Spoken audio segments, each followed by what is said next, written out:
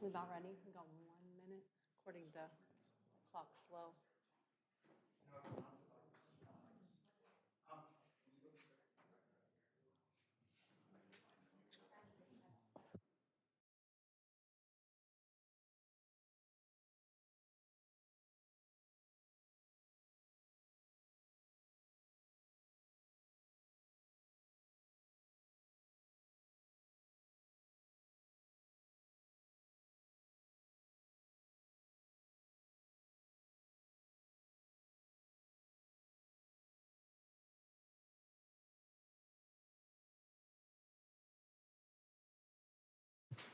$6:30.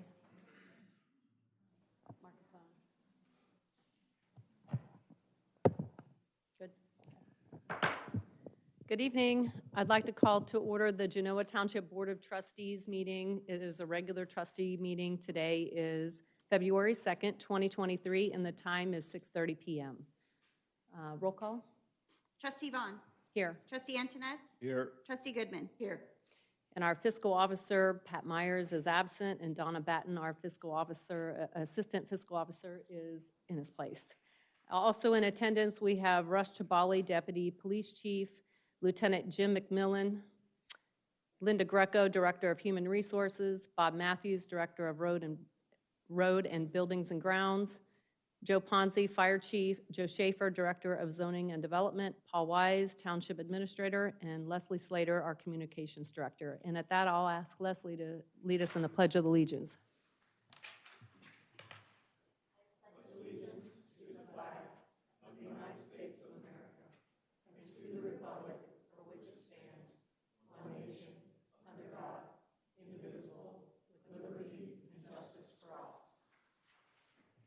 Thank you, Leslie. I'll turn it over to Donna Batten for the fiscal officer report. Good evening. First item on the fiscal report would be the approval of the reorganizational trustee meetings from January the 5th. We had a couple typos that Trustee Goodman pointed out. We've got those fixed, and they're ready for your approval. Okay, I'll move to approve the January 5th, 2023 reorganizational trustee meeting minutes. Do I have a second? Second. Discussion? Roll call? Trustee Goodman. Yes. Trustee Antonetts. Yes. Trustee Vaughn. Yes, motion carries. Okay, our second item would be the December 2022 bank reconciliation. We have, all balances have been reconciled at $24,938,444.34. Of that balance, our primary account is at $3,400,000, gosh, I can't talk today, guys, I'm sorry. $3,400,180.39. Fifth Third Investment is at $19,245,422.21. Star Ohio is sitting at $2,292,841.70. As I indicated earlier, all balances are reconciled. Moving on, we have closed the year. The third item would be presenting our final appropriations for 2023. Most of the changes mainly were around each department's medical costs. We were able, just simply because we had the last month of the year for December, so we made those adjustments. I know Chief Ponzi, he had a couple capital expenditure items that we had to add on to his capital outlay. We had an issue with a rollover PO from maintenance. We had to add that onto Bob's capital outlay. It was a PO from 2021 and the vendor changed. So I had to roll it over and then re-encumber it in the new year. So that wasn't anticipated when he proposed his motor vehicle to you guys in December. I'm trying to think, I think those were the main changes. So we will start the year at $25,311,467.49. Does the board have any questions for me? I'll make a motion. I'll move to approve the 2023 Genoa Township permanent appropriations in the amount of $25,311,467.49. Do I have a second? Second. Discussion. Roll call. Trustee Goodman? Yes. Trustee Antonetts? Yes. Trustee Vaughn? Yes, motion carries. Okay, moving on to, and real quick, this, right before I left for the afternoon, I did receive our 2023 certificate, so all of the departments, I'll get you those numbers on Monday. Very good. Okay. Moving on, we have 3 purchase orders. The first 2 were left off of the annual blankets and annuals that we presented at the reorganizational meeting. The $1,727,624 is the total of all departments for medical out of the the internal service fund for medical costs. Right Stuff Software, that is our software that handles all of the time and attendance for the entire township. And then the third and final one is a Columbia Gas. We had come to find out on Wednesday that the gas meter at the fire department has not been working since July of 2021. So, yes. So we received a letter with all of the past due, and that is the total that you're seeing, the $10,476.01. They were, we were getting like the carrier charges, but they weren't assessing the actual gas charges. So they said that, I guess they drive around and they can electronically read the meter, and it wasn't reading, but why they failed to wait almost 18 months to tell us is, I don't know. They did not have an explanation. They just kept apologizing over and over again, so. So, I'm confused. yeah, how do they come up with the number? Yeah. Well, when we get the bill, we have, just like at your home bill, you'll see like all your taxes, there was riders, there was delivery costs, all those costs were there except for the actual gas costs. So we were paying, we were paying, I would say anywhere between, some months it was like $80, some months it was almost $200. So in the summertime, that's not an unrealistic bill for us, right? Because we just don't use as much gas. But after that, they just never corrected it, and we never caught it either, so. Where I'm confused is if the meter wasn't working, but they're driving around and getting figures, how can they get figures out of a meter that's not working? And if they had them, why weren't they billing them? I believe they got it from the supplier. It was coming from the supplier, not from the meter. Which that is, yeah. I mean, I can clarify. I can call them back and clarify, but we did receive, like I said, we received a letter, and it was very clear, like every month where the gas, we were not charged for the supply of the gas. Yeah, and I have no problem paying for what we used. My question is that really what we used? You know, Yeah.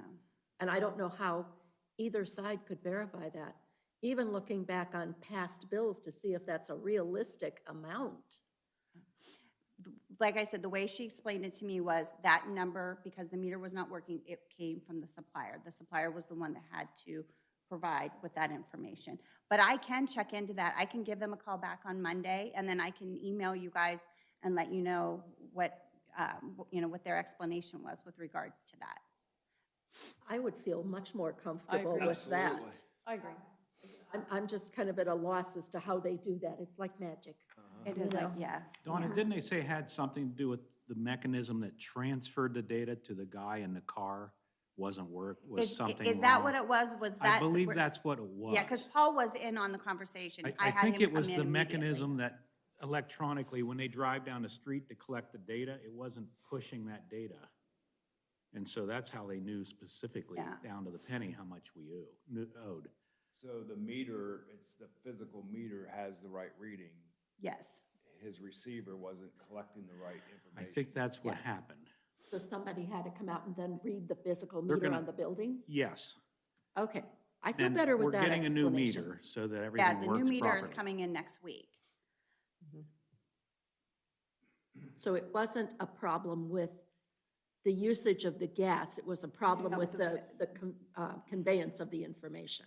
Yes. Okay. I feel better with that.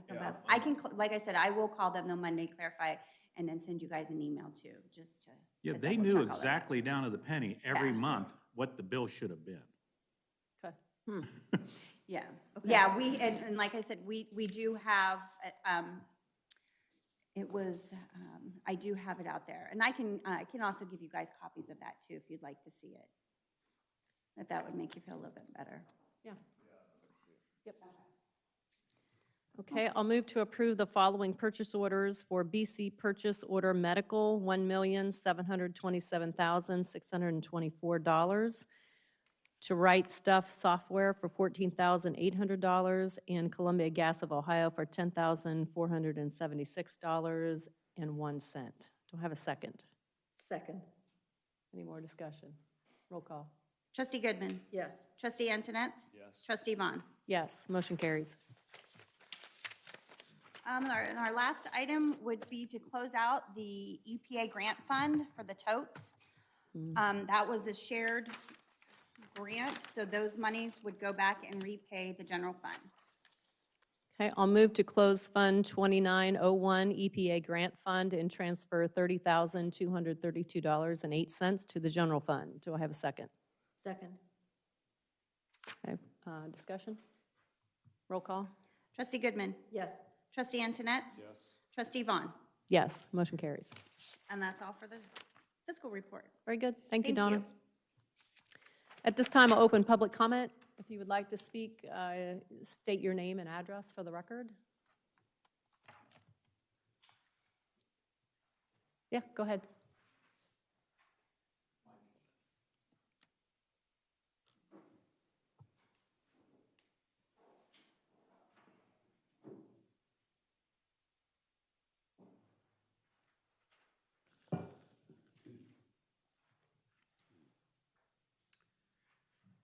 Good evening. My name is Mark Butler, and I live in City of Delaware, 407 Western Dreamer Drive.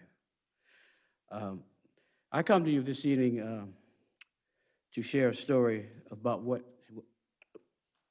happened to me back on July 11th, 2022. Approximately 10 o'clock a.m., I was on my way to a doctor's appointment in Columbus. And driving down the highway from 36 and beginning at the crossroad, I'm not blanking on the names, but I'm trying to remember the exact streets. But anyway, I turned left off of 36 onto that particular road down to State Route 42. But while I was approaching State Route 42, I noticed a red vehicle, to be more specific, a red truck with the emblem GMC. From the point I turned left on Section Line Road, I noticed this vehicle was behind me, following me really close, all the way up to the intersection of State Route 42 and Section Line. I stopped at the light, made a right turn, pulled off to the side of the road to let this vehicle go past me. Unfortunately, the vehicle did not go past me. It went behind me, tight on my bumper. And again, I saw GMC, and the color of the truck was red. Now, I waited a couple minutes before I proceeded down the highway, and I proceeded to State Route 257, made a left turn, and again pulled off to the side of the road to let this vehicle go past me. The vehicle approached me on the left side, rolled down this window, and a gun. I looked at the barrel of a gun, and these are the words: "Fucking nigger, can't you drive?" I didn't have my window down, but it was loud enough where I didn't have to put my window down. But so I proceeded on down the highway to the intersection of 750. This truck still behind me. In the process of trying to get a hold of myself and also trying to get a hold of 911, it took me approximately 3 times to get in touch with 911. So to shorten up this narrative, after much research for public records, I found out the driver of this vehicle was Ryan J. Parsons, a member of the Genoa Township Police. Now, I come here this evening to say I'm still traumatized.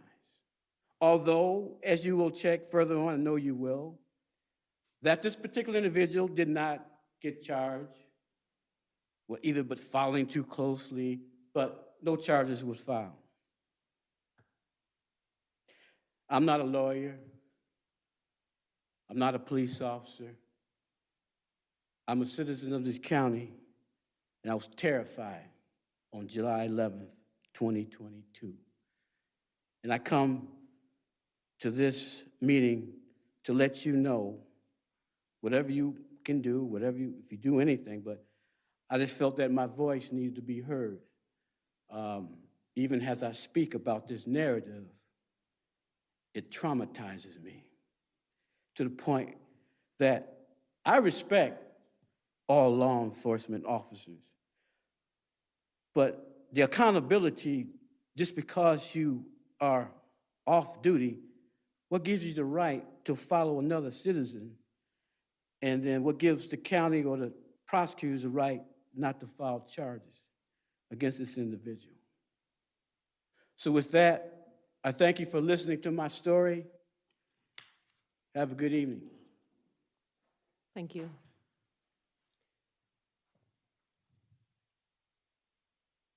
Thank you for coming and sharing that information with us. I know it took a lot of courage. Anyone else?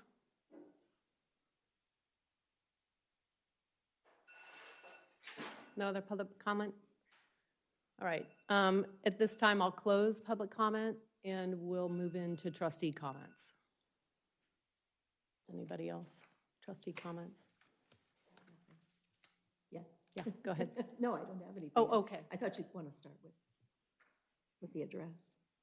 Oh, yes. You have any? No, I don't. Okay, all right. Then I'm going to turn it over to Leslie. You want to say anything? No? Okay. All right. This is the meeting that we are going to give our State of the Township address. So I'm going to turn it over to Joe Schaefer. We have a video that we're going to show.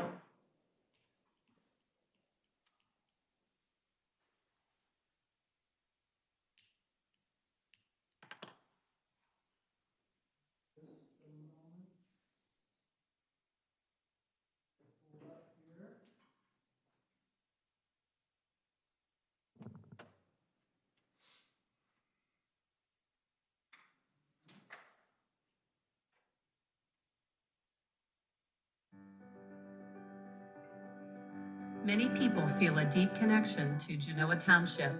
We established our homes here. Many have raised or are raising children, and this township serves as the backdrop to our lives. Walking township trails may be part of your daily exercise routine.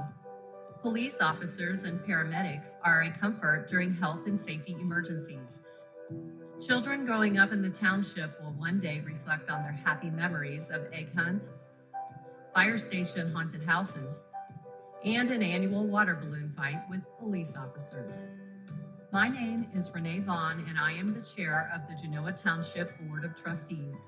It is a Genoa Township tradition to document each year's accomplishments, creating a historical record of life in our community. When I reflect back on 2022, the top theme that comes to mind is the momentum we are gaining in our parks.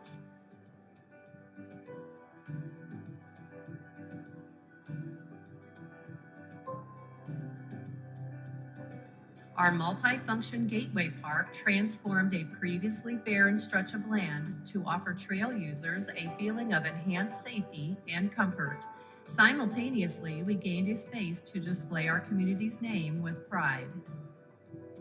Freeman Park was cleaned, painted, repaired, and best of all, a new ninja-style playground was constructed to be enjoyed by people of all ages. Twice we partnered with Westerville Public Library, first to add public Wi-Fi to Freeman Park and later to open a story trail at Hillmar Park. At the very end of the year, historic Township Hall was hoisted off its foundation and relocated to McNamara Park to bring the building back to life as a place where our community can gather once again. Our parks were most visibly changed in 2022, but staff in all of our departments carried out important work. Residents loudly support our safety services, and this praise demonstrates the excellence of our police and fire departments. Our accredited police department responded to nearly 4,300 calls for help. 2 flock safety cameras were installed to serve as an investigation tool when crimes occur. Recognizing how stress can contribute to the struggles of young people, therapy dog Rocky began working with students at Genoa Middle School after completing a year-long certification program. Rocky's success led the department to adopt a second therapy dog, Maverick, who is in training to begin working at Westerville Central High School next year.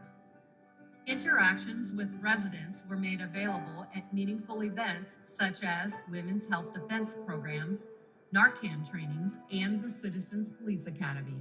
Similarly, the fire department connected with residents by training nearly 300 people in life-saving CPR techniques.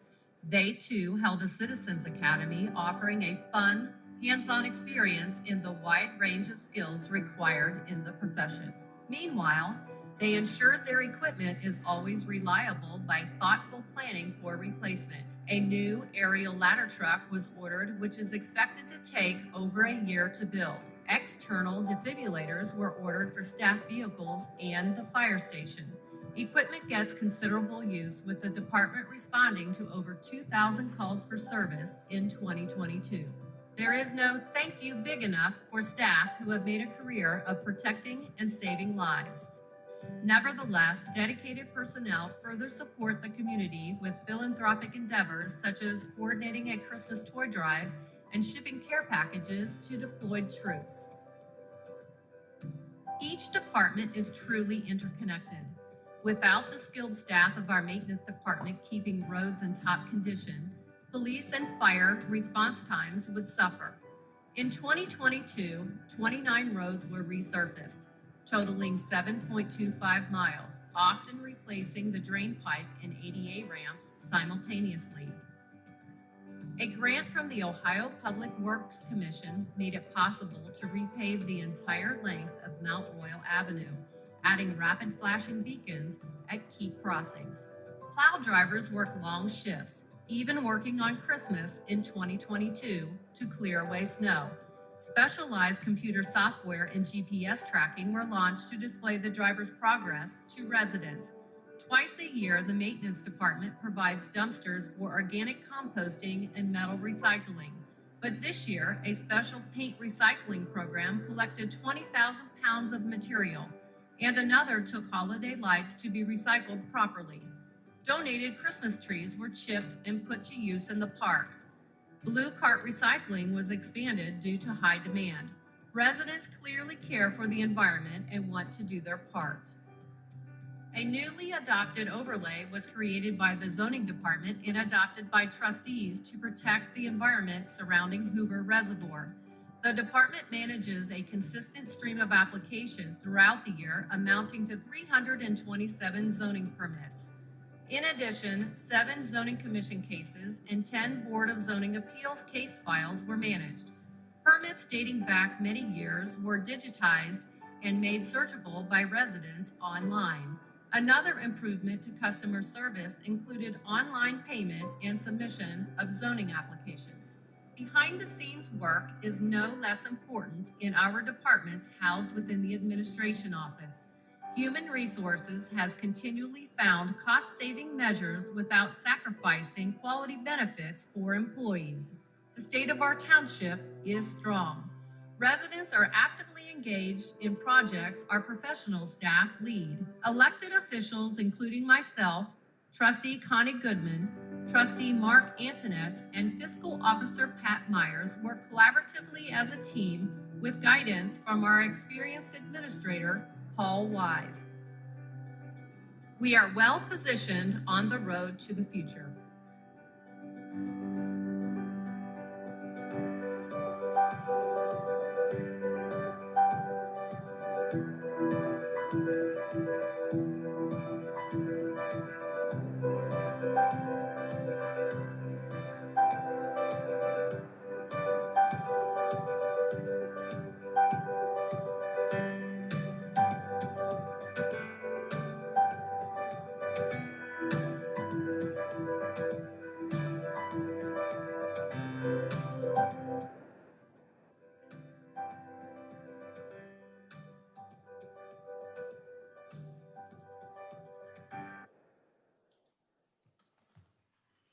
Good. Well done. Just want to, listen, that was not me, that was Leslie, let's be honest. And so I have a lot of thank yous to give here. First of all, to Leslie, I mean, this is amazing what she does. Also, most of the video came from Brett Watson with the drone, so that was, thank you, Brett, I know he's listening. And also, the Communications Committee had given the recommendation to tell a story. So we had this all finished, and then Leslie rewrote it, and we re-recorded it. And then I re-recorded it because the sound was not good. So thank you, Westerville Library, for your sound booth. I think that's all the thank yous. And the only other, go ahead. One other thing, Joe tells me that there was some technical difficulty for people online watching, so Oh, that's it will too be bad. available after the meeting on our website for Okay. people to watch the link. Thank you, Paul. The only other trustee comment I have is there is a Narcan training next Wednesday at the police department at 6:30, and it should last about an hour. So if you're interested in getting a free can of Narcan and learning how to use it next Wednesday at 6:30 at the police department, you can sign up on the website. It's right on the front page where the calendar is. Click on February 8th, and then you can register. It's not too late to register. Anything else? All right, then moving on, then administrator. Thank you. In your information this evening, there's a packet of printed resumes from those applicants that applied for the committees and commissions. In the past, you've dwindled down the list possibly and planned a meeting. I'm asking, do you want to do the same thing? Do you want to plan a meeting for the future? If so, we can do that now and we can get it posted. Yes, my answer is yes. I don't know what everybody else thinks. Yes, I would Okay. agree. We need All an right. executive session to Yes, do those appointments. yes. Discuss.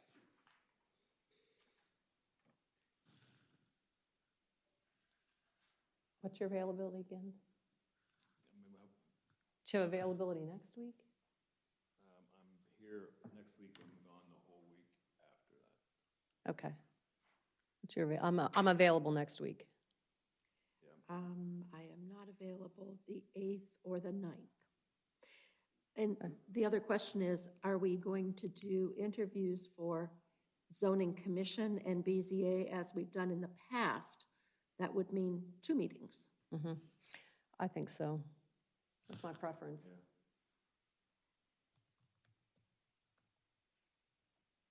Monday, Tuesday, Yep. does that work? works? Sure. So February 6th and 7th, at what time? The first one probably interviews, correct? Mhm. And then we can meet on Tuesday to discuss. So Tuesday doesn't matter what time, but Monday would have to be evening.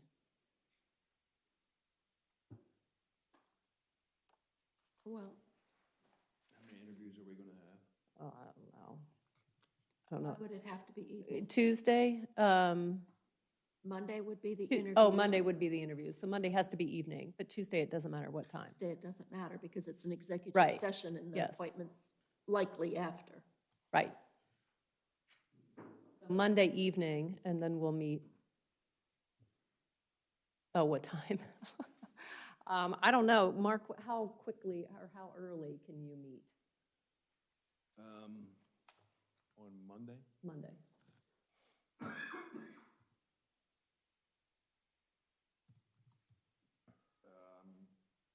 I'm pretty wide open on Monday, actually. We start at maybe 4:30 for anyone that wants 4:30, and then Yeah. go through the dinner hour.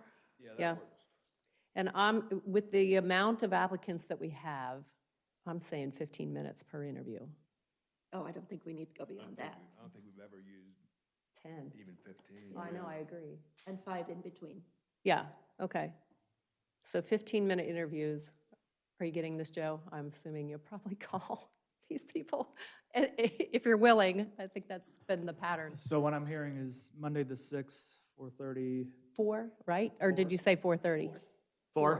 Four. Starting at 4. Thereafter. The duration of the interviews was, I heard 10, 15? 10 minutes. 10 10 minutes. minutes with a 5-minute break? Yes. Okay. Yeah, I can reach out tomorrow if there's a short list, or I'm not exactly sure with, what is today, the 2nd and the 3rd? I mean, I know. doesn't leave a lot of time for It us to really doesn't. coordinate schedules. many people. It doesn't. Not sure we're gonna get a great turnout, to be honest. It usually takes me a few days to get a hold from people, and even then, it's, some people check your email real quick and phones real quick, and others just don't. The appointments don't need to be made until March, technically. Right. So we've got some additional time in there. The current ones go through the 31st of March, the new ones start April 1st. Right. So, we don't have to work on such a short time frame for the interviews if we choose not to, if it's better for scheduling. I think logistics-wise, and I don't know if you're gonna shortlist or give me a names of the individuals you wish for me to contact. There was I quite think a that's number all. for zoning. To go with the week of the 21st of February, keeping in mind we're closed on the 20th. I'm out that week. Oh, you're out? Yep. Okay. You're out that whole week? Wow, it's make it tough. The 27th, Monday, Tuesday, I know that's the week of a trustee meeting, but Yeah, I'm open. I'm open. Wait, I'm looking, sorry.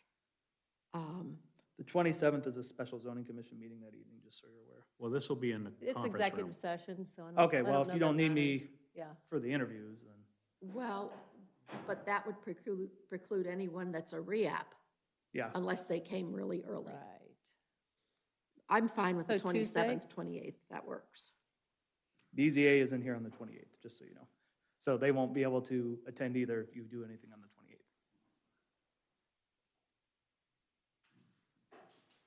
And then Parks is in here Wednesday, the 1st, and then you're meeting on the 2nd.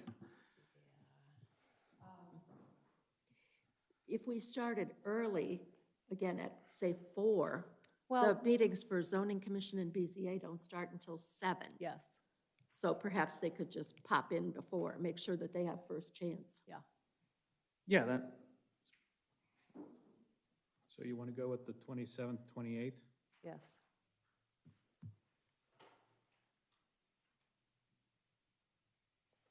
Four o'clock. is that for both? I don't know. What do you think about the 28th markets? Do that. 4 o'clock's fine? Yeah. Okay.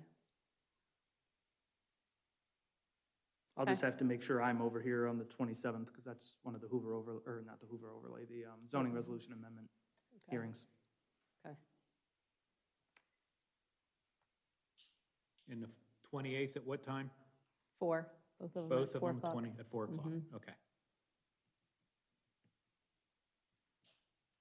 All right, thank you. All right. I'm going to defer the other half of my agenda item to Leslie, since she's here to speak of, Do we need a motion to set those? I don't know. There's no motion here. Do we need a motion? No. Schedule a meeting? Yeah. Okay, because there's a thing on here. Okay. Got it. Okay. Never mind. Sorry. No, you're good. Leslie, newsletter survey? Yes, you received an email from me a little bit late, but hopefully it provided the information you needed on the survey that went out in the most recent newsletter. There were 1,000 that were randomly distributed within the newsletter. We only got about 110 of those back, so not a strong response rate. You can kind of also use the lack of response to the survey as a data point. Perhaps people aren't opening the newsletters at all and they're going in the recycling bin. Nevertheless, what we did get back provided information on various types of communication methods and how strongly people feel about them, if they're useful or unnecessary. It turned out that the website was the most important to residents, followed by the printed mailed newsletter, keeping in mind the survey was administered via the mail, followed by the electronic newsletter, social media, text messaging. The later items on your list were really not scored well at all. They were scored that they were not as important to people. So that's one piece of this puzzle. The other piece is the Communications Advisory Committee discussed this issue of how important is the newsletter outside of the survey results? Like what's the committee that was put in place to guide communications efforts feeling about this? And they decided that they wanted to submit this letter to you. It should have been in your packets, where they're expressing their support for continuing the newsletter as is. They see any reduction to communications as a negative for the overall community.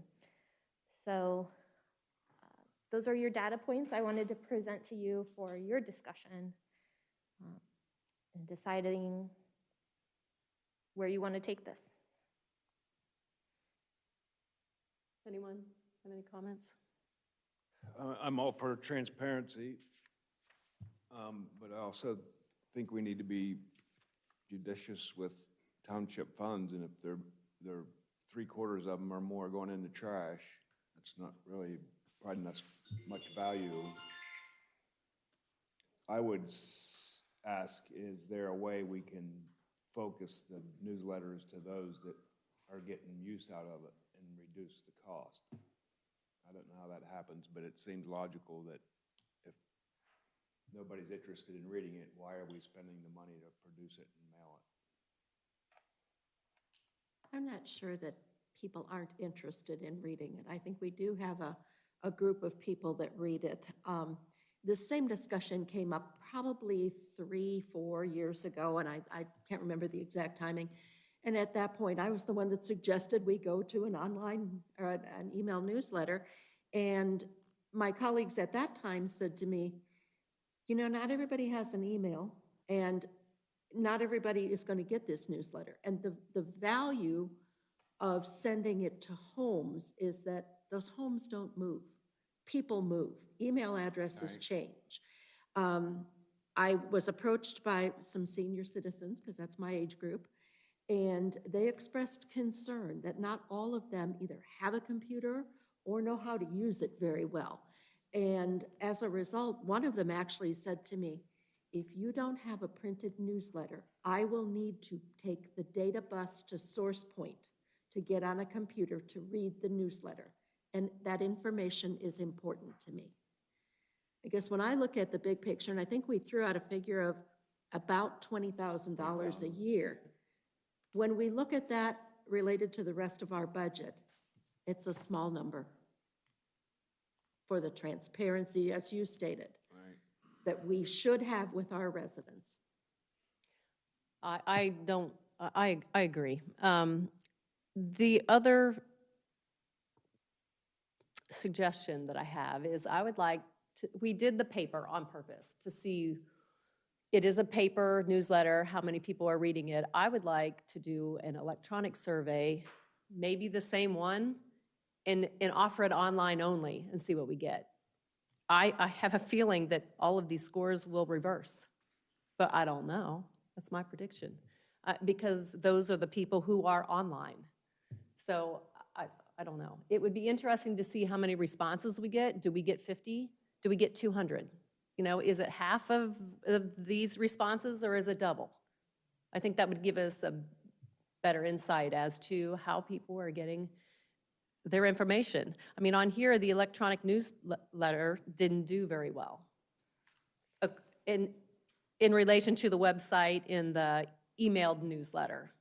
So it just would be interesting to see what the results are. I don't know how both of you feel about that, whether you think that's worth pursuing.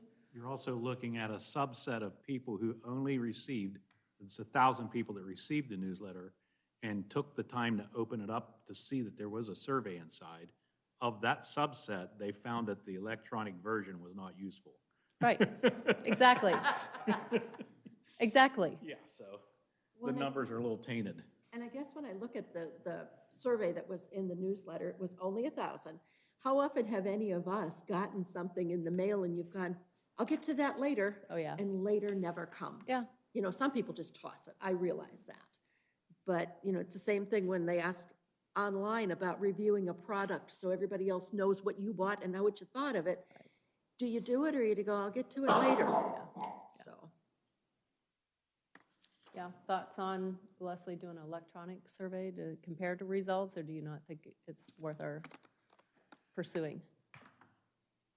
From my opinion, it's not worth pursuing. I think we Okay. stay with the paper newsletter. Okay. And if it's a major concern, we maybe look at alternatives.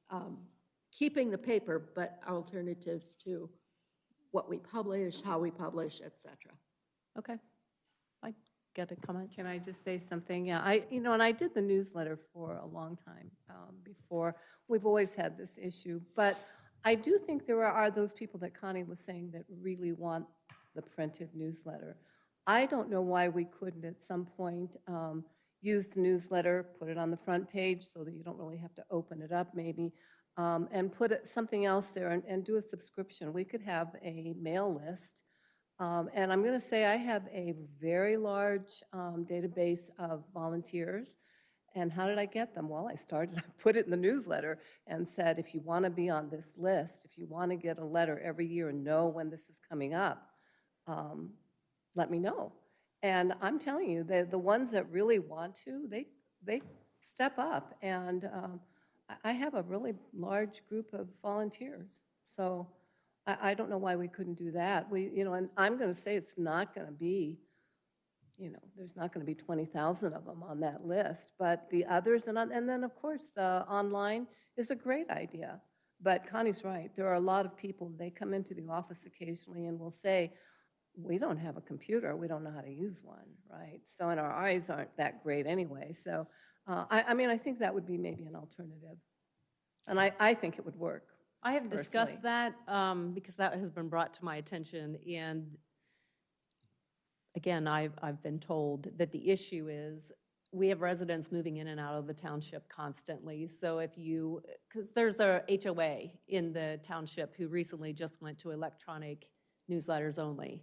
And I think it was 5% of respondents said, yes, I want the paper version. It's more manageable for an HOA to keep track of who's moving in and who's moving out, but it's a nightmare for the township to constantly figure out, okay, well, this person moved, we're not going to send it to that person, but this person moved in, they want it. I don't know who's going to manage that.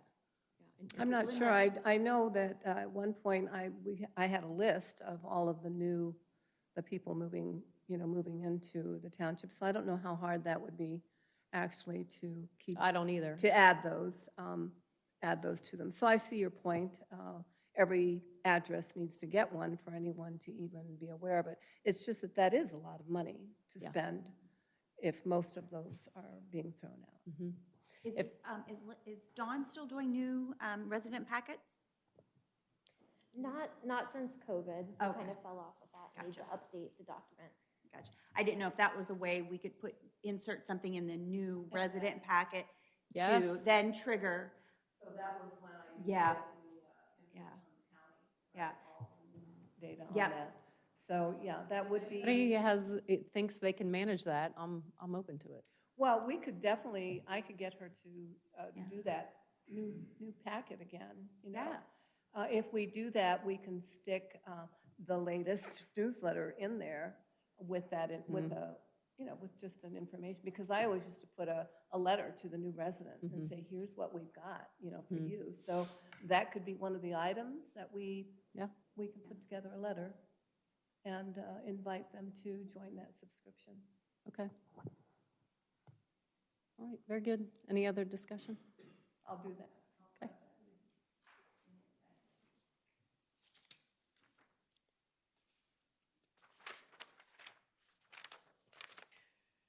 That's all under administration, correct, Paul? Okay, all right, then we'll move on to human resources. Okay, good evening, everyone.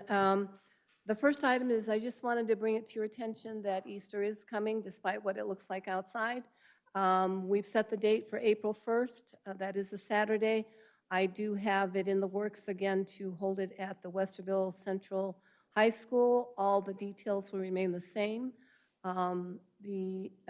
We'll open up at 10 with some activities for the kids before the actual egg hunt. We'll do the egg hunt at 11 o'clock. It'll be over by 11:05, and we'll use the rest of the time to let the kids empty their eggs, play around a little bit, and empty the football field. So that is definitely in the works, started working on it already. The second item I have is we have hired a new park technician 1 for the maintenance department. His name is Sean Pounds. He comes to us with 15 years of experience with parks, maintenance, roads.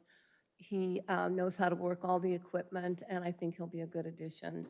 He will start Monday, which is February the 6th, and we've hired him in at a rate of $23.50 an hour. You have a CDL? He absolutely has a CDL-A, so he will be able to drive whatever comes his way. Okay, I'll move to approve the hiring of Sean Pounds as a park technician 1 at the hourly rate of $23.50, effective February 6th, 2023. Do I have a second? Second? Discussion? Roll call? Trustee Goodman. Yes. Trustee Antoinette. Yes. Trustee Vaughn. Yes, motion carries. Okay, anything else, Linda? Okay, all right, Bob, you're next. Good evening. The first item is we got the request for engineering assistance back from the county to study the stop signs at Spring Run and Dunaway, and it does not meet warrants, and they suggest taking the signs out. Okay. No, this has been a hot topic in the township. Bob, do you have a game plan of stop sign removal? If we're going to remove them, I need a week to get the signs made that say traffic pattern change. And I would ask to have them signs installed on the 10th of February and remove them on the 10th of March. Okay, And for the 3 locations, one at Dunaway and the 2 on Hillmar, I would suggest we go with the rapid flashing beacons. The one at St. Andrews and Fraser, and the one at Somerset and Game Court. There's no sidewalks, so I think it's just a waste of money to put the flashing lights up because nobody's gonna cross them. If it becomes a problem, I would suggest the rapid flashing beacons. They're the most effective. They get the attention of the traffic the most of anything we can do. okay. I know it's not a popular decision for the residents, but that's the only way it's legal.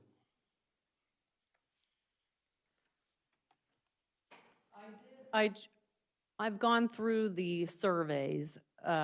Leslie had compiled a summary. I did read every comment. And there were a few themes that kept coming up repeatedly. One was there needs to be an increased speed presence because of the speed. And the chief did send out an email, when, was it last week? Deputy Chief Chabali, or the week before? I believe so. I believe it was last week or maybe Yes. a week and a half. And so where are you increasing enforcement? Lieutenant McMillan is actually prepared with some information on that, so I'll be happy to have him come up and go through our actual enforcement as well as time spent in those areas and those types of things. Okay. I was out checking out the stop signs at St. Andrews and Somerset today, and I did see one of your cruisers on Highland Hills Drive. We have been doing our very best to cover the areas as much as we possibly can. As we've said before, outside of calls and other things going on, we work traffic as much as we can in the areas that are having these issues, so. Okay. Lieutenant McMillan, do you want to come up?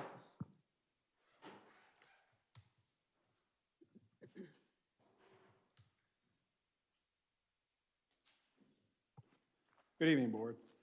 What I brought for tonight was a traffic enforcement efforts that we've been doing in the Hillmar, Mount Royal, Sherbrooke, Shellbark subdivision, since that's been one of the hotter debated topics over the last couple of meetings. As we've discussed in a couple of previous meetings, we do have enforcement efforts in a lot of our problem areas. So when you ask, well, where are you increasing it? It's probably 30-ish neighborhoods that we receive a lot of complaints on. All the areas of the stop sign, all the areas that have the questionable stop signs have always been on some of our enforcement efforts. So we are increasing them there along with several other neighborhoods throughout the township. But in particular tonight, what I brought was some data from December 20th, 2022 to February 1st, 2023. I'd ask the officers to please get out above and beyond even the already above and beyond that we're asking them to do along with their patrols. So if you calculate the Hillmar, the Mount Royal, Tussock, Mount Royal school zones, Grissom, and the various streets around there, I'm not going to go through and name all of them. During that time frame I just mentioned, from December 20th to February 1st, they did 122 sessions. Those sessions are supposed to be about an hour is what we're asking for, but once again, if somebody's there for 45 minutes and got to take a call, we're gonna log that session. So not everyone's going to make an hour. Out of that, they wrote 16 tickets and 14 warnings. That's the traffic enforcement that they saw and that they deemed to be enforceable. They can't manufacture traffic violations, and they're also not going to ignore them. So I know the men and women out there that are doing that are not ignoring them. So out of those 122 sessions during that time, 16 tickets, 14 warnings came out of that. The warnings could be turn signal violations. I do know they got some expired tags because they're sitting there. They're not gonna ignore those type of things, and that's what they saw. Okay. So I didn't bring any data on any of the other streets. I can definitely bring that in, or as always, we invite anybody to email or call me, and I'll be happy to sit down and talk about your particular area at any point in time. Perfect. Thank you. Any questions, Board? Thank you. Thank you. A couple other comments that I read. One was, are people complaining, or is this a bureaucratic decision? People were complaining, and that's what sparked all of this. And there was another statement that said people haven't, sorry, I'm reading the wrong one. Oh, this is a problem. This is a solution in search of a problem. No, this is a problem in search of a solution. Again, it was people complaining that sparked this with speeding, and that's what initiated the request for engineering assistance.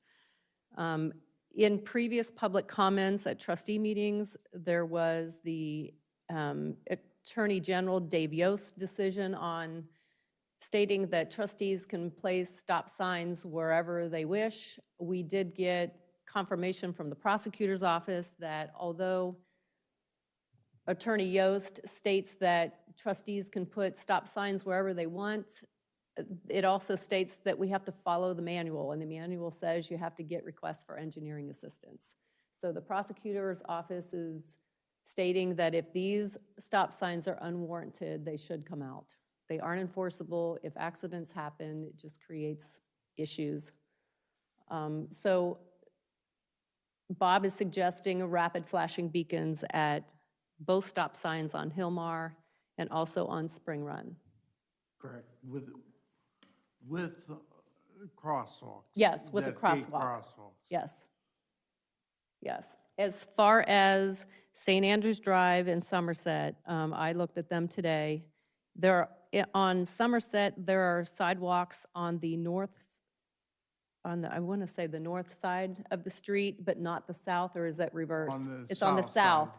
It's on the south side of the street, but not the north. They're So- on the end. So if you put in a rapid flashing beacon with a crosswalk, it's going to nowhere. It's not safe to cross, there aren't sidewalks there.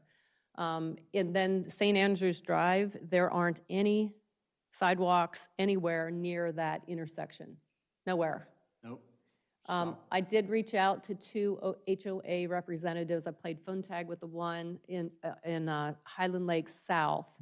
I would like to work with their HOA to come up with something, but I don't have a solution right now. But I did reach out to them if there's anyone in Highland Lakes at that Somerset intersection on the HOA, and they would like to reach out to me. I'm interested in talking to someone in that HOA as well to see if we can come up with a reasonable solution.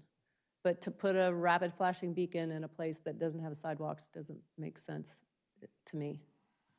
Comments from the other two? I think that all of us are interested in working with the HOAs, and perhaps a good alternative would be to set up a special meeting with those HOAs with the three of us, and Bob and whomever else needs to be involved, please, so that we could maybe come to some joint resolution. I think that might be a good approach to consider also. Sure. I have a question for Bob. I know you mentioned that you were posting signs about traffic, that the traffic does not stop, or how was it? You're putting up, They got to say traffic pattern change. okay. And would it also be possible after on March 10th, when those signs come down, to put up a sign that says cross-traffic does not stop? I've seen those in We can places. put them on the side streets so they know they're entering where they're not stopping no more. And I'm wondering if that might Yes, be I agree. something to, Yep. get people's attention a little bit more. Yep. The other thing is, I think we're going to need a motion for that last one, because that was dropped off of our initial motion, correct? So, Good point. okay. Anything else?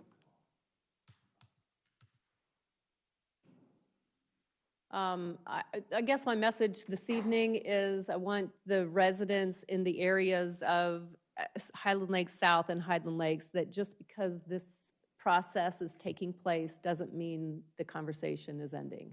Please reach out, is my statement. You have a motion? Nope. No, and I think it's also Darn. important to know that I think, I don't want to speak for the other trustees, but I think we are all in agreement that this is not necessarily what we wanted, but it's something that we have to do for the township. So we are willing to look for alternatives and, Yes. as you said, work with folks. Yes. So, Very good. So I just need a motion to approve to remove the stop sign at, what was the last one? Spring Run and Dunaway. I'm looking. Yes, Spring Run and Dunaway. Right? That's all? Okay. All right. So I'll move I'll move to approve the stop sign at Spring Run and Dunaway be removed. Do I need a date? Or is that good enough?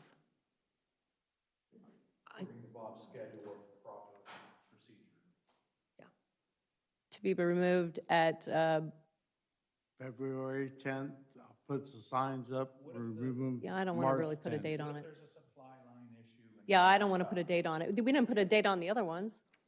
I will put dates on the signs. Right, but I'm saying for our motion, we don't need a date. No. Okay, all right, so I'm going to end it there. Do I have a second? Second. Thank you. Any further discussion? Yeah, has anybody provided what the consequences are for an accident or violation? I mean, what risk are we removing?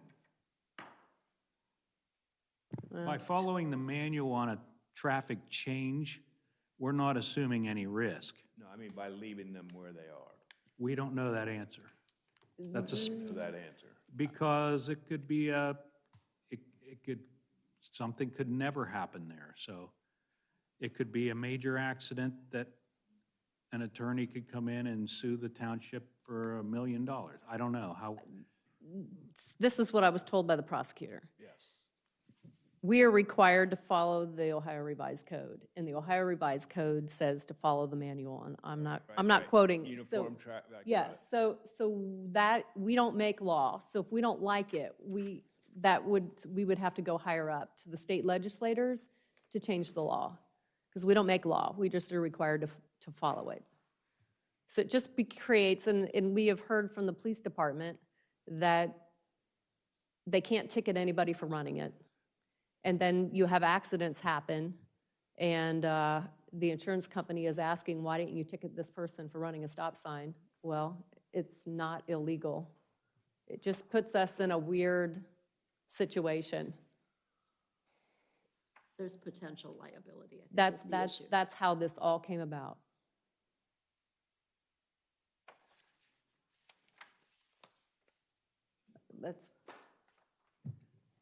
Anything else? Nope. Roll call, Donna? Trustee Goodman? Yes. Trustee Antonetts? Yes. Trustee Vaughn? Yes. Motion carries. All right, next, you have some purchase orders, Bob? The BC purchase order it was a typo on the reorg. It got wrote for 13,000. One of the zeros was off of it. That's why it's 117. Okay, I'll move to approve the following purchase orders. McCoy Paving, $39,426 for snow removal and trucking, and a BC purchase order for $117,000 annual for curbs and gutter plates. Do I have a second? Second. Discussion? Roll call? Ms. Goodman? Yes. Trustee Antonetts? Yes. Trustee Vaughn? Yes, motion carries. Thank you. Thanks, Bob. Next, I'll move it to fire. Good evening, Board. Just a couple items for you this evening.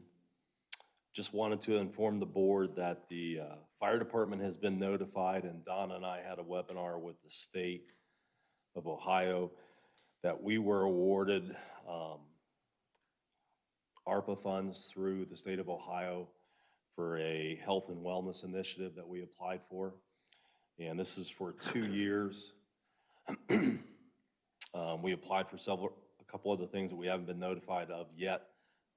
But as of so far, we've been approved for a grant of $32,200 for health and wellness initiatives within the fire department. And those 2 items that we're going to use those funds for will be what we would call mental health wellness checkups for all employees. We're going to provide them an opportunity to speak to a licensed professional to make sure everything's going okay with them, et cetera. And then secondly, we're looking at a de-stressing, deep breathing, restful, basically a de-stressing yoga program that has been gaining a lot of traction here in Central Ohio by a provider that we're working with currently. So we've been awarded those funds, and like I said, Donna and I attended the webinar, and we're doing some paperwork, and I've got to write some proposal paperwork, which I'm also almost done with, that has to be approved by the state, and then they didn't tell us we were going to have to bid it. Now we do, but we're working through that process. So is there any questions on any of that? No, but Yeah, that's I good do. news, but go ahead. And I apologize because I sat through his committee meeting, but just to inform everyone, this is a one-time grant. It's a one-time grant for 2 years. It'll fund our programs for 2 years. So then in 2 years, we will need to decide whether we want to continue it at our expense, right? That's correct. Okay. That is correct. But I also Shirley didn't want to miss the opportunity to apply for the opportunity for grant funds. 2 years will be a good test to see if it's helpful for the staff. That's correct. Secondly, on the agenda there, I emailed you all several weeks ago about a township-wide CPR initiative that I think everyone's opinion was, let's discuss it at the next meeting. I proposed to you that an initiative that would provide CPR and AED training to all township employees. The vast majority of the employees, well, 50% of them, work somewhere in the vicinity of 7 to 5 range, depending on what department it is. We do have some shift work in there. My department is easily accomplished because it's in-house. The police department, we have the ability to put a program together that we can provide the training modules to the police department. The police officers can complete the classroom portion of the training per se online, and then the only thing that has to be performed will be the hands-on skills checks, which takes about 10 to 15 minutes per employee.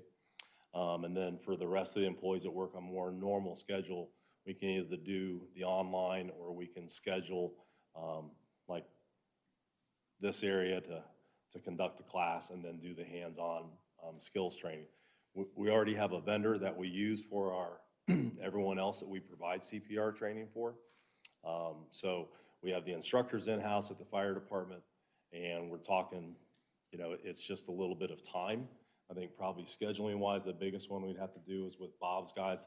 They don't have a vast amount of computers, so I think the best venue for Bob's people would look at, hey, we need a couple hours one morning, pick a time, and either we do it down there or do it here due to the AV that we may need, and just do it all one time for his people and we're done.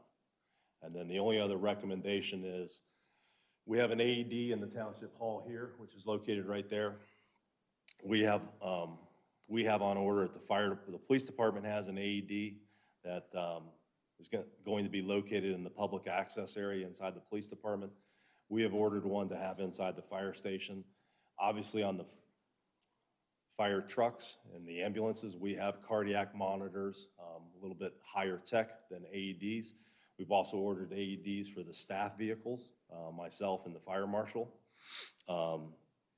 And so the only part of that puzzle that we're missing would be an AED for Bob's shop inside the building.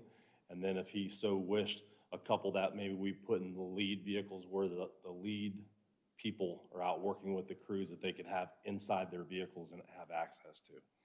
So if we're looking at providing that ability to provide CPR and AED for people that are working out in the field, that would be, as I detailed in the email to you all, my concept of the proposal. Okay, So, very good. Thank you. any, yes, no? Anybody? Any?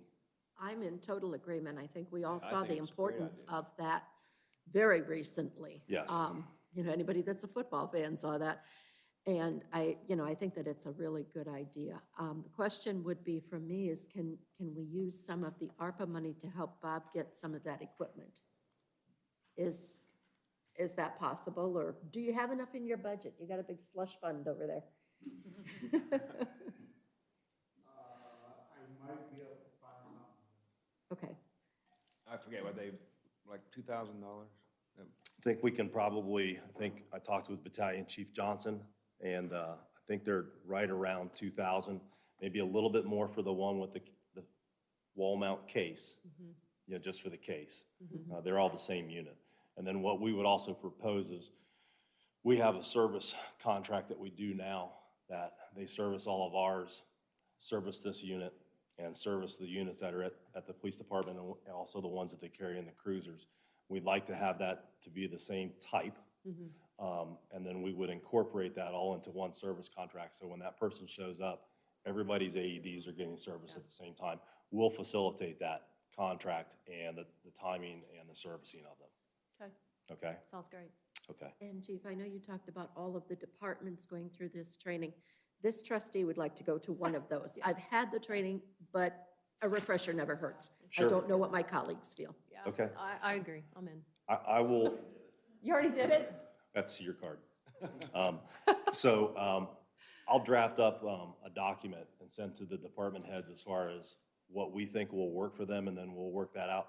And then different dates, you know, if you would elect that you want to do it, the online portion and do it at home, whatever you want to do. I'll tell you when the classes are, the in-person classes, you can come sit through the class or you can do it online.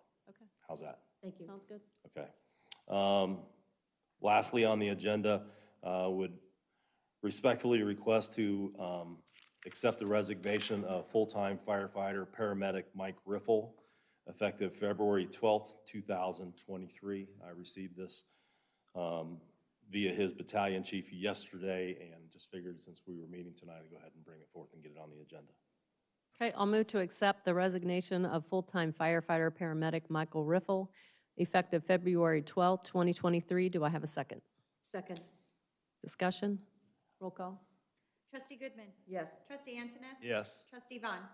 Yes, motion carries.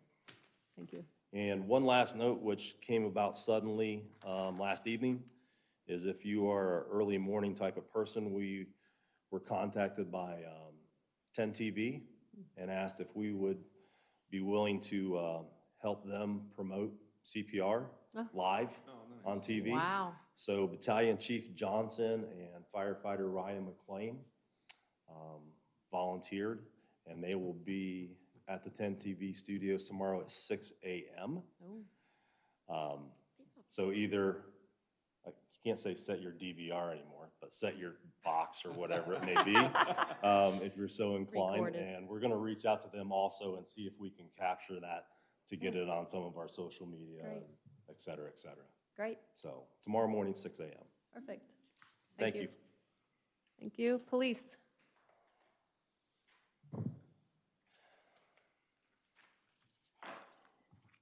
Good evening, Board. I would like to begin, not with our tuition reimbursement as on the agenda here. I would like to take a brief moment to address Mr. Butler's statement that was made earlier in reference to the police department and our officer, Ryan Parsons. The event in question, a full investigation was completed by the Delaware County Sheriff's Office. That was a criminal investigation to determine whether any criminal intent was involved in that situation and if a crime had occurred. After completing that investigation, they forwarded their findings to the Delaware County Prosecutor's Office, who found that there were no evidence to move forward with criminal charges against Officer Parsons. After we found that information out, we then conducted our own internal investigation. We did not receive a complaint in reference to Officer Parsons. We began the internal investigation based on what we had been told and what we knew from the criminal side of the investigation. So we did a full and thorough internal investigation as we would with any type of complaint. We conducted that fully, and the complaint that we generated internally was unfounded. So I wanted to pass that on to you as well as the public. And if anyone wants any copies of any of our internal investigation or any of the information involved in that, that is all public record. And all you have to do is reach out to us through either our website, or you're welcome to call us, and we'll be happy to get that information to you. Okay. Any questions in regards to anything? Yeah, did your investigation, did you interview Mr. Butler? We did not.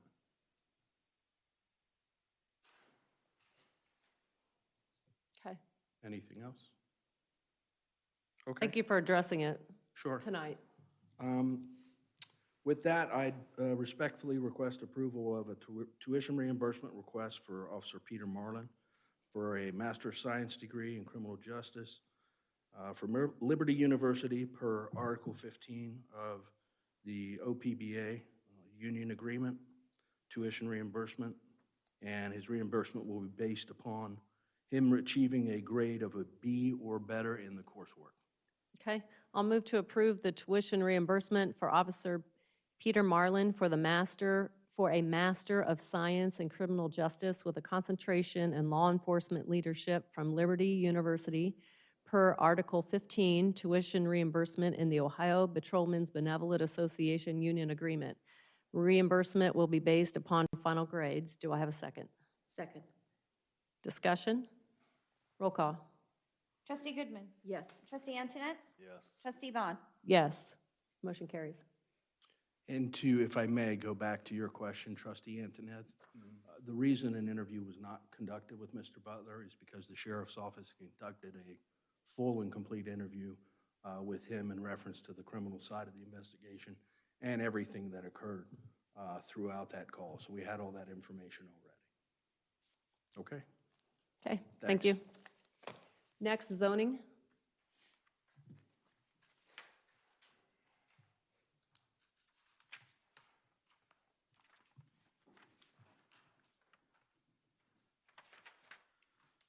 Good evening, Board. I have one item for you this evening. For the past week or so, as we were going to Ohio Township Association Conference and considering some of the stuff we've been dealing with in zoning land lately, I've had the notion for a while that maybe we needed to evaluate looking at bringing on Peter Griggs into a more formal, permanent role with the township regarding providing legal advice, particularly to zoning, but not necessarily restricted to that. And last week, as I was attending the conference and just listening to some of the presentations, it was just one of those concepts that I sort of decided that, yeah, I think I may want to start the process of looking into this and feeling out the board on it. So Trustee Vaughn and I engaged in a conversation earlier this week. She thought it was worthwhile putting on the agenda this evening and asked me to reach out to Mr. Griggs to ask what that would sort of look like. And so I did have a discussion with Mr. Griggs, and he provided me a template resolution if the board is so interested in moving ahead with his services. That's in the agenda this evening. I will say that Don and I looked it over, and since we've already appropriated money for legal fees and accounting fees for the year, and the board approved the blanket for that earlier this year, we didn't feel like the section that talked about appropriations was really necessary in the document. So we made some tweaks to it to better fit sort of our situation. I appropriated or budgeted $11,000, and that's what the board appropriated and approved the blanket for. Now that said, it's a blanket for all legal and accounting services. It's not necessarily intended to all go towards Rochers, Johnson, and Griggs, but we do have some money set aside for these services that we can start utilizing. I'm not proposing at this time to increase the amount that we've appropriated. We don't have any data to go off of to determine what that amount should be, so I think the best course of action is just stick with what we have, see how things go, what we utilize. If we need to do a supplemental later in the year or amend it in kind of appropriation, move money around, we can do that. And then knowing that we'll have that data to use as we start the budget cycle for next year. I guess to circle back, and there's a fair question of, we utilize the county prosecutor's office, why now? Why Peter Griggs now? I just, over the past course of the several months, doing some of these rezoning hearings, doing some of this code amendment stuff that I'm working with Peter, I'm just feeling like our needs, at least in zoning world, and even with the township of, 25,000, give or take people, depending on whose source you look at, I believe our needs and complexities are just rising to the point where we need probably a more unique, not unique, that's the wrong word, but services beyond what I think the prosecutor's office necessarily is capable of. Not that they're not intelligent enough to do that, but the prosecutor's office is a very small, finite team, and they get spread across numerous communities, both at the township and county levels, agencies. Like I know Mr. Fowler has us. I'm not sure if he has any other townships, but I believe he has Board of Elections as well. So like every time election season comes around, he gets very busy. So it's nothing against Mr. Fowler or anyone at the prosecutor's office. I just think the level of service that they can provide doesn't match up with our needs anymore. I still plan on using the prosecutor. If we do go ahead with Mr. Griggs, I do plan on utilizing the prosecutor's office still for like everyday zoning permit questions, enforcement stuff, violations, because I do want to be cost conscious, obviously. The prosecutor's office service, we don't get an invoice for, and there is value in still maintaining that relationship with them. And stuff like violations, again, we'd probably want to work with them on because they'd be filing them. I did talk to Orange Township. They employ Brocious, Johnson, and Griggs. Their setup is very much the same way, where they bring them in on the stuff that they know is going to be controversial or they need special assistance with. They don't bring them in on every meeting. They don't bring them in on little nuisance and violation cases that they feel like either they can handle or the prosecutor's office can assist them with. They did tell me what they have appropriated. It's much larger than what we have appropriated, but like I said, they have different things going on over there. I'm not sure it's a total apples to apples comparison, so that's why I'm not recommending we increase the appropriation. I will say Pete's been at the last several zoning commission meetings as we talk about these code amendments, and I can tell even just it makes my life a lot easier.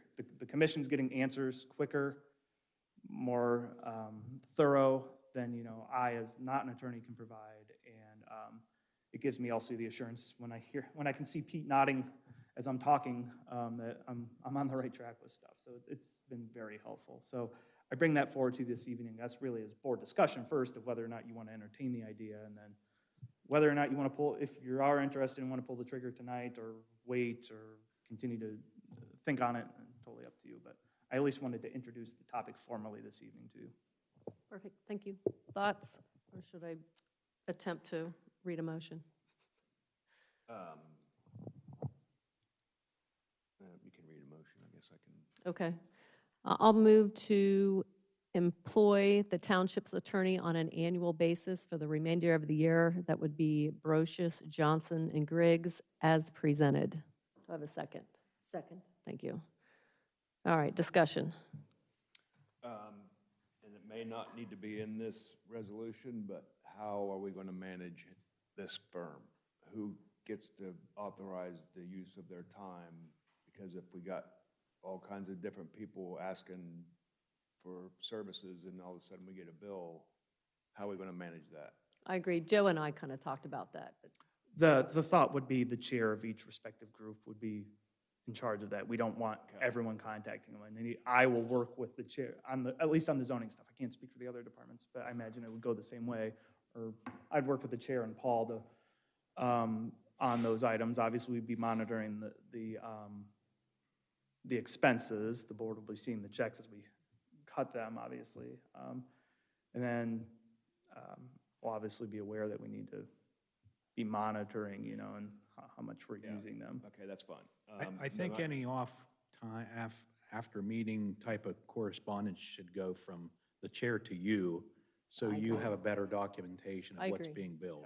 I was kind of thinking Joe would be the gatekeeper. Yes. I don't know how everybody else feels about Joe, but I think Joe's pretty For this, frugal. for this He's not topic, gonna he's king. frivolously spend money on attorney fees that we don't need. Fine, as long as it's one person. Yeah. So Yeah, I don't whenever mind- we yeah, I don't mind that at designate, all. There needs to be one person that authorizes their time. Well, I guess I have a little different take on that.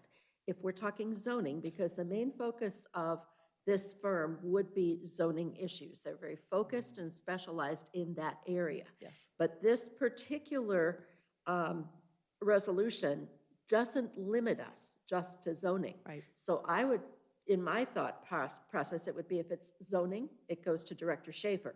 If police, fire, anybody else needs to use them, number one, that money comes out of their budget, not zoning. Right. And they need to work through administrator-wise, so that, he would be kind of the conduit for that.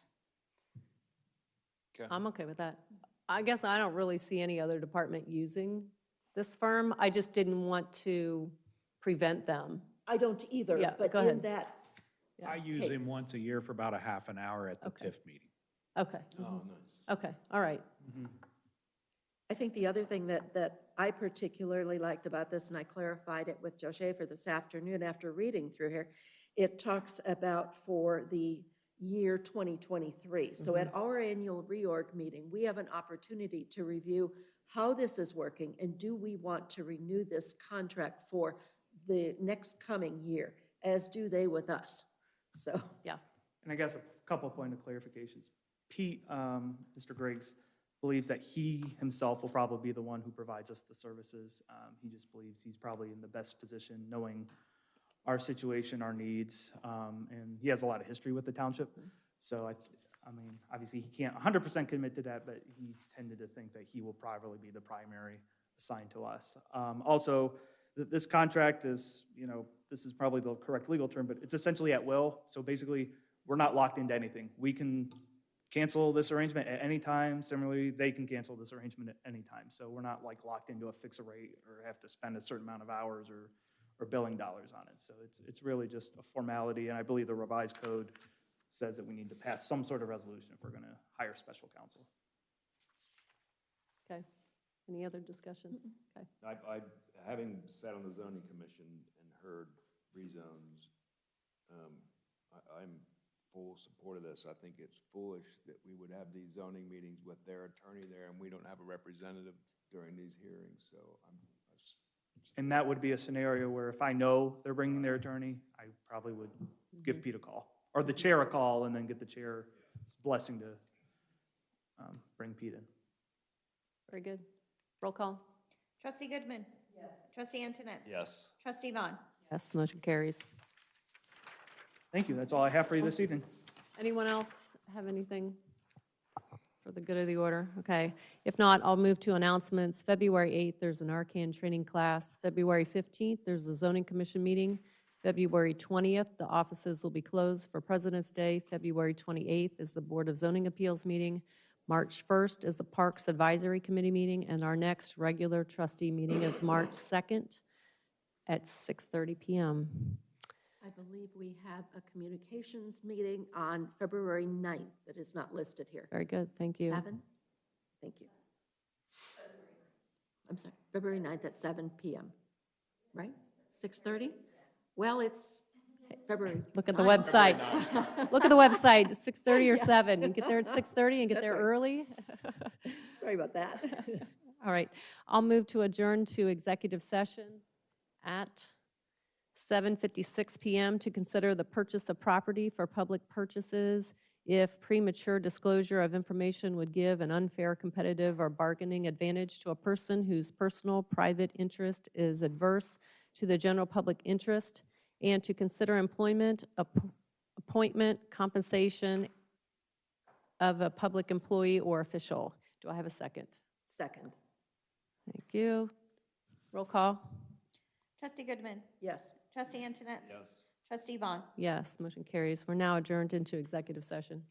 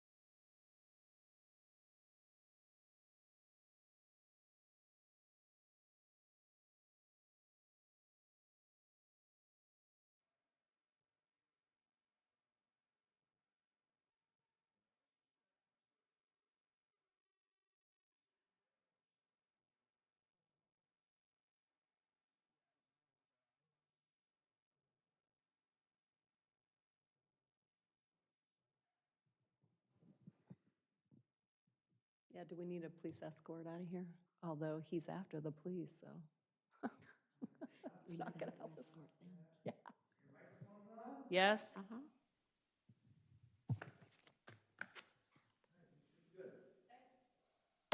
I'll move to return from executive session to to the regular trustee meeting. The time is 9:04 PM. Do I have a second? Second? Thank you. Roll call? Ms. Goodman? Yes. Mr. Antonez? Yes. Ms. Vaughn? Yes, motion carried. There's no more business to come before the board, so I'll move to adjourn the meeting at 9:04 PM. Do I have a second? Second? Roll call? Ms. Goodman? Yes. Mr. Antonez? Yes. Ms. Vaughn? Yes, motion carries. We're now adjourned at 9:04.